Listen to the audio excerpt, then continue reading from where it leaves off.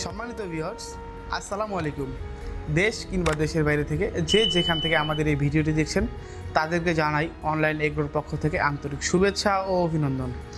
আজকে আমরা আপনাদের সামনে একটি অফিসিয়াল রিভিউ নিয়ে হাজির হয়েছি এবং কি প্রোডাক্ট বা কি মেশিন সম্পর্কে আমরা আলোচনা করব তার আগে আমরা একজন অনলাইন এগ্রোর প্রতিনিধির সাথে পরিচিত হয়ে নেই।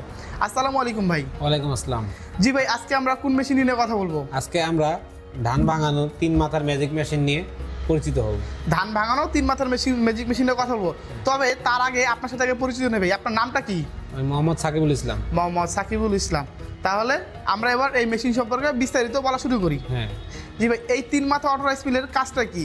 এই 3 মাথার অটো রাইস মিলের কাজটা হবে আপনার ধান, এটাতে এই হুপারটা দেখতে পাচ্ছেন, এই হুপারটা দিয়ে ধান ভাঙাবে সে। এইটা দিয়ে শুধু খালি ধান ভাঙাবে। আপনার এই হুপারটা দিয়ে গরুর দানাদার খাদ্য, ভেজা চাল, শুকনো চাউল, পাউডার সব করতে পারবে। জি ভাই, এই যে ভেজা চাল, শুকনো চাল, এটা আপনার প্রোডাকশনটা হবে কিভাবে, বা এটা কিভাবে মোটা করতে হবে, বা কিভাবে গরু খাদ্য তৈরি করবো, কিভাবে ভেজা চালটা আটা করবো পিঠা তৈরির জন্য? এটা আপনার আমি দেখাই দিচ্ছি আপনাকে।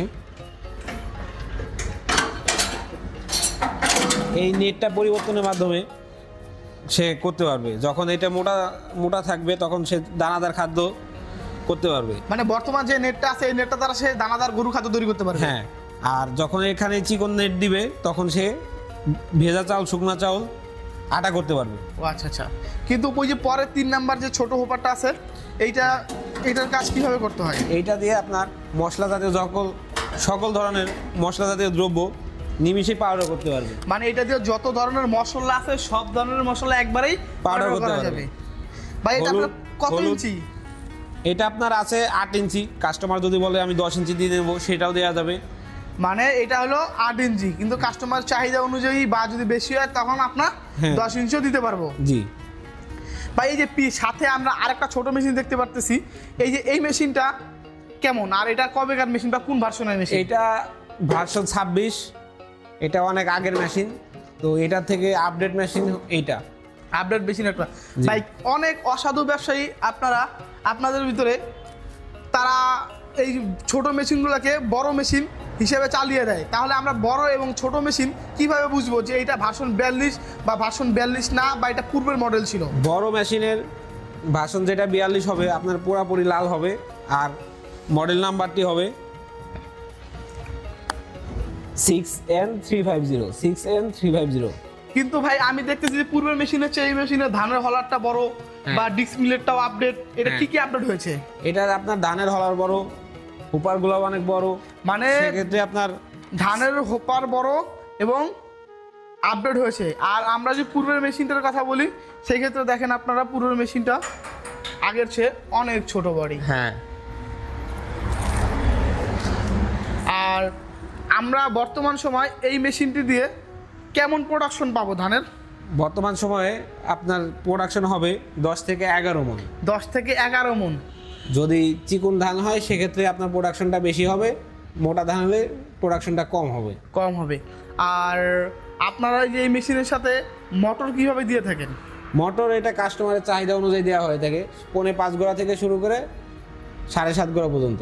মানে কাস্টমার চাহিদা অনুযায়ী 5.5 গোড়া থেকে শুরু করে 7.5 গোড়া পর্যন্ত দেওয়া হয়। আচ্ছা ভাই, এই যে ধানের প্রোডাকশনটা কিসের উপর নির্ভর করে? ধানের প্রোডাকশনটা মূলত সেলের উপরে নির্ভর করে। মানে সেলের উপর নির্ভর করে। আর এটা প্রোডাকশন কম বেশি হওয়ার যে কারণটা, সেলটা, এটা কিভাবে আমরা বুঝতে পারবো যে এটা অরিজিনাল বা অরিজিনাল? এটা আগের মেশিনের সেলটা আমি আপনাকে দেখাই।